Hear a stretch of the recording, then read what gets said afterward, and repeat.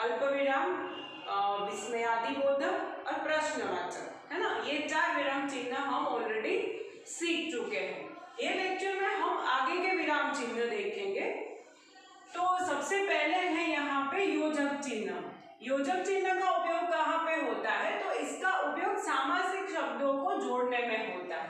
सामासिक शब्द क्या रहता है कि जहाँ पे 2 शब्दों को साथ में जोड़ा जाता है ना। बड़ा शब्द है उसे साथ में जोड़ा जाता है, जैसे कि माता पिता, देश विदेश, पाप पुण्य, सुख दुख। आपने एक बार नोटिस की ये सब ऑपोजिट वर्ड्स भी है ना, विरोधी शब्द भी है। अगर आपको माता पूछा जाता है तो आप विरोधी शब्द में पिता लिखोगे, है ना। 2 शब्दों को जोड़ने के लिए योजक चिन्ह का उपयोग होता है, स्पेशली जब भी वो विरोधी रहते हैं।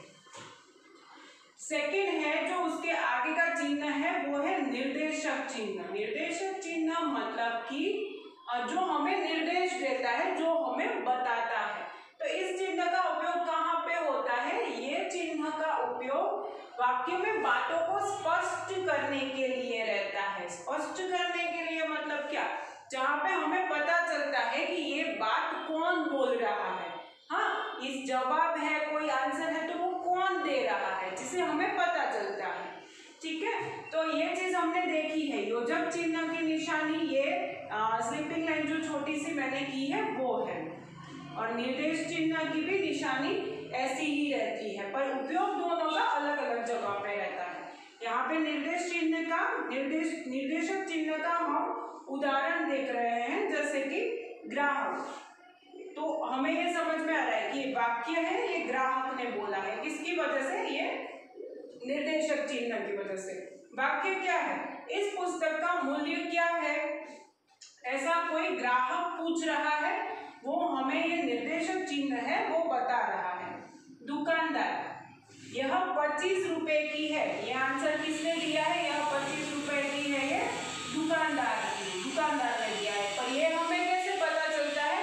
ये हमें निर्देशक चिन्ह से पता चलता है। तो आप लोगों को पता चल गया कि योजक चिन्ह और निर्देशक चिन्ह की साइन भले एक ही है, पर उसका उपयोग अलग अलग तरीकों से होता है। योजक चिन्ह है वो हमेशा सामासिक पदों के बीच में आता है, ऑपोजिट के बीच में आता है, और निर्देशक चिन्ह है वो हमें निर्देश करता है, बात है वो स्पष्ट करता है कि कौन बोल रहा है ना। हमें बात स्पष्ट हो जाती है, सिर्फ मैं यही वाक्य पढ़ती हूँ, इस पुस्तक का मूल्य क्या है, पर वो कौन बोल रहा है, किसे बोल रहा है, ये कुछ हमें समझ में नहीं आता है।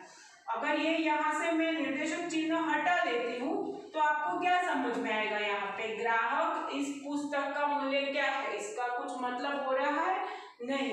पर यहाँ पे अगर मैं निर्देशक चिन्ह लगा देती हूँ तो क्या हो जाएगा? ग्राहक बोल रहा है, दुकानदार को पूछ रहा है इस पुस्तक का मूल्य क्या है, तो दुकानदार है वो उससे आंसर कर रहा है, बात सामने रिप्लाई दे रहा है कि यह 25 रुपए की है ना।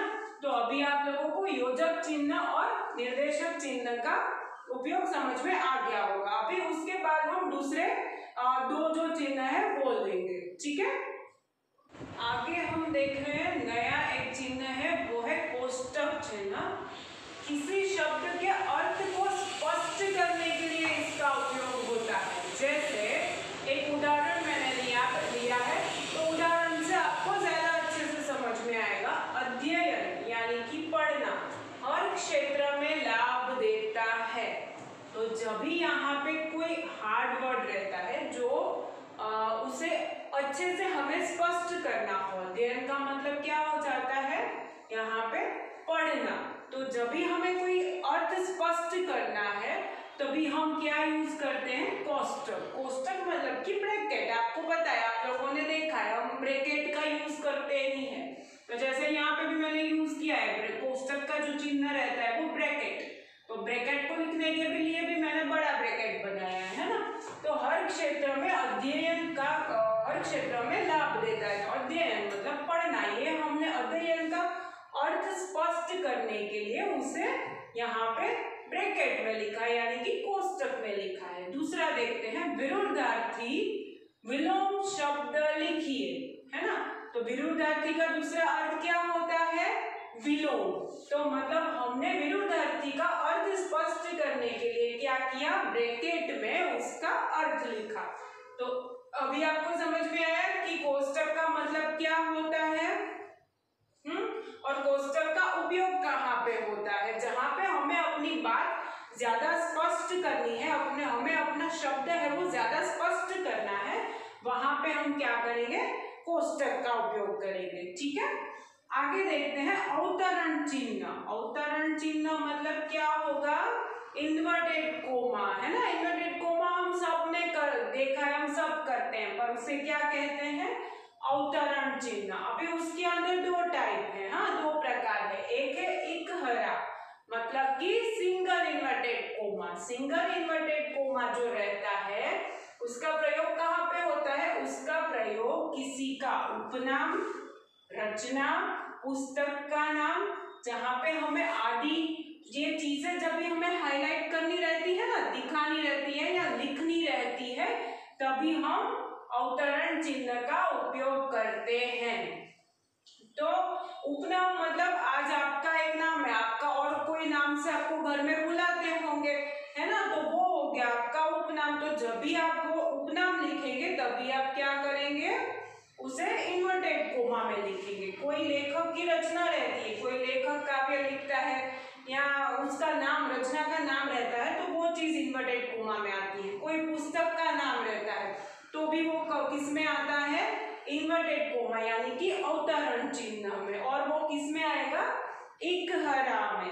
अभी दूसरा है जो दूसरा टाइप है, उसका दूसरा प्रकार है, वो हम करते हैं वो है दोहरा।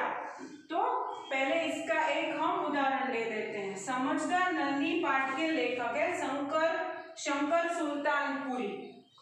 तो समझदार नन्ही हमने किस में लिया है, सिंगल इन्वर्टेड कोमा में, है ना, इकहरा अवतरण चिन्ह। ओके, तो अभी उसके बाद हम लेंगे दोहरा अवतरण चिन्ह। अभी इकहरा अवतरण चिन्ह के बाद, इकहरा अवतरण चिन्ह के बाद हम ले रहे हैं दोहरा अवतरण चिन्ह, मतलब डबल इन्वर्टेड कोमा। किसी व्यक्ति के कथन को मूल रूप से उद्धृत करने के लिए दोहरे अवतरण चिन्ह का उपयोग होता है। अभी कोई महान व्यक्ति रहता है, वो जो हमें कथन देता है, कोई बात कहता है, उसे मूल रूप से हम लेते हैं, लिखते हैं। जब भी मूल रूप से मतलब क्या, उसे हम अपने शब्दों में नहीं लिख रहे हैं, जैसे उन्होंने बोला था वैसे ही हम लिख रहे हैं, तो वहां पे क्या जिसका उपयोग होता है, डबल इन्वर्टेड कोमा का, यानी कि दोहरा अवतरण चिन्ह। जैसे कि महात्मा गांधी जी ने कहा है कि प्रार्थना ही आत्मा का खुराक है। तो ये चीज हमने जैसे गांधी जी ने बोली थी वैसे ही ले रहे हैं। इसमें हम अपने वर्ड्स या अपने शब्द नहीं डाल रहे हैं, है ना, अपने शब्दों में हम नहीं कह रहे हैं। जैसे ही गांधी जी ने जैसे कथन किया था, जैसे गांधी जी ने बोला था, वैसे ही हम यहाँ पे लिख रहे हैं। तो कैसे होगा, ये वाक्य है, इसलिए इसे हम क्या करेंगे, डबल इन्वर्टेड कोमा यानी कि दोहरा अवतरण चिन्ह। तो जहाँ पे वाक्य है, कोई कथन है, वहां पे क्या आएगा, डबल इन्वर्टेड कोमा। और ये हमेशा वाक्य जहाँ पे कंप्लीट हो जाता है उसके बाद आता है। तो सेकेंड हम लेते हैं उसका एग्जांपल, शास्त्री जी ने नारा दिया जय जवान जय किसान। ये तो हम सबको पता है ना। तो इसको भी हमने अपने शब्दों में नहीं लिखा है, जैसे शास्त्री जी ने बोला था वही कथन हमने यहाँ पे लिखा है। तो ये वाक्य है, इसके लिए क्या आएगा यहाँ पे, दोहरा अवतरण चिन्ह। तो ये थे आप लोगों के विराम चिन्ह। कौन से विराम चिन्ह आपने पढ़े मेरे साथ, अल्प विराम, पूर्ण विराम, विस्मयादिबोधक, प्रश्नवाचक, फिर उसके बाद आया हमारा योजक चिन्ह, उसके बाद अवतरण चिन्ह, कोष्टक, है ना, और निर्देशक। इतने विराम चिन्ह हमने टोटल पढ़े हैं, है ना, सभी सिंपल, एक भी इसमें से डिफिकल्ट नहीं है।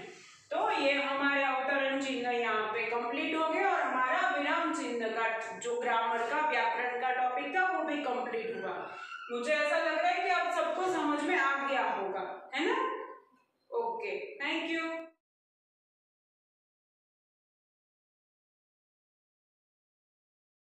आभार।